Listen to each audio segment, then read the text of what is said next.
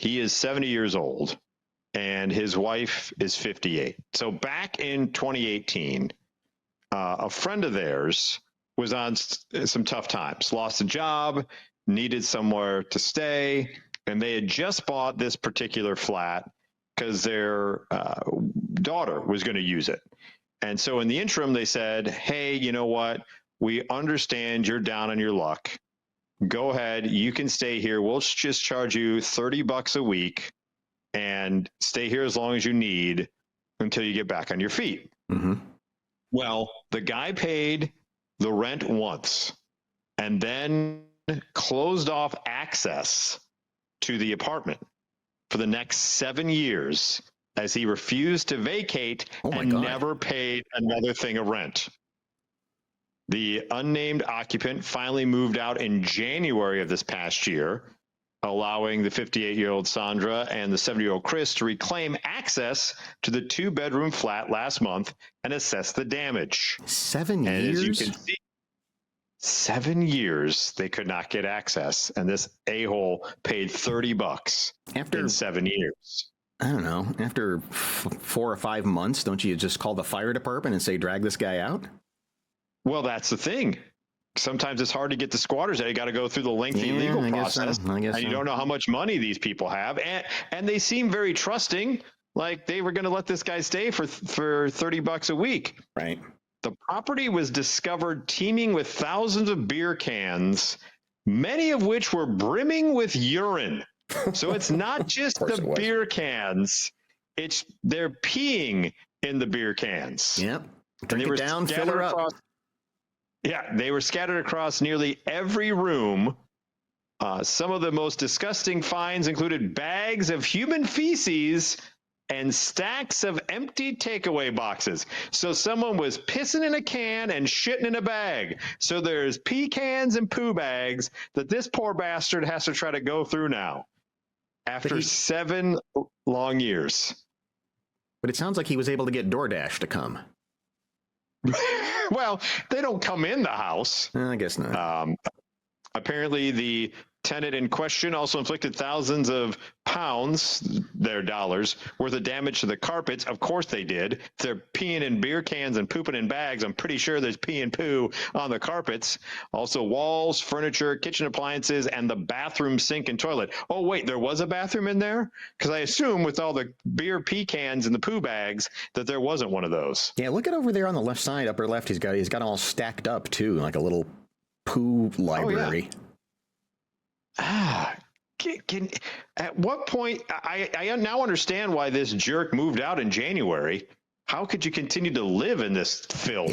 Yeah. Absolute filth. Yeah. So the guy in question has been diagnosed with incurable cancer.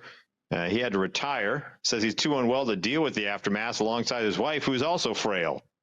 Is she somewhere in the house? No. This guy's wife.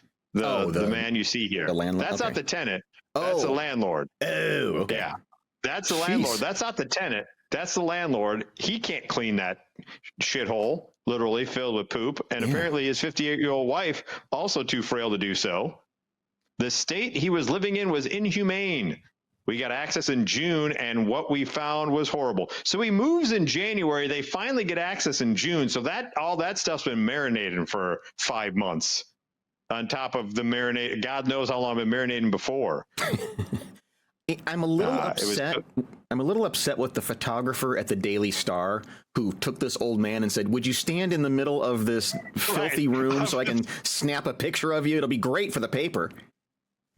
It's bad enough you haven't gotten rent in 7 years for a flat you bought for your daughter, and you're going through piss cans and poo bags. Yeah. But I need a good shot of the whole filth with you in it, please. Back a little bit. Just get right in there. For scale. I need it for scale. To show you how high it is. Just sit on one of the bags. It'll be funny. Jesus. Oh, yeah. That'd be great. Yeah. They said it was waist height, a mixture of all sorts. Shocking you can't move stuff in case of a can falls because they're full of fluids. Yeah, fluids. It's a long job. The tenant was a workmate of the guys back in the day who had hit hard times, was on the brink of homelessness. They felt sympathy for him, and so they went ahead and let him stay there, and that's how he repaid them. Sandra said, I felt sorry for the lad. My husband knew him from work. We asked him to pay $30 a week, cover service charge, and this is what they were left with. Look at that. I'm looking there at the couch or whatever that thing is, or mattress, and it's like on the right side. I mean, they're tucked underneath there. I mean, God, that is a horror show. Yeah, it's awful, absolutely awful, and the color of the walls is terrible too. Like, it really needed a paint job. He doesn't. I mean, even if you were to clean all that up, it's going to be hard to re-rent that thing with that color walls. You're going to need a fresh coat of paint on that thing. The guy said, I got so bloody fed up with it. He seemed to know his rights. I never thought of myself as a landlord, not for 1 minute. Just went on and on and on. He just said, so the couple's daughter, who is now 25, has since started a GoFundMe to help the family who don't have the financial ability to pay for professional cleaners. And you can go check out that GoFundMe if you are inclined to help out this poor old bastard. For about $12, you can get a Bic lighter and a can of kerosene and just be done with it. Oh, you don't. Yeah, I mean, how much money is going to have to go into that place? It's better just to write it off, torch it down, and be like, well, we tried. Yeah. Get my $30 back. It's been in the news, and you're not going to rent it out. I think you would have to disclose that, right? Oh, God, yeah. If you were going to rent it out. Yeah. Be like, by the way, this article has to be part of the rental documents that they hand you. Yes, and this photo has to be in there, too.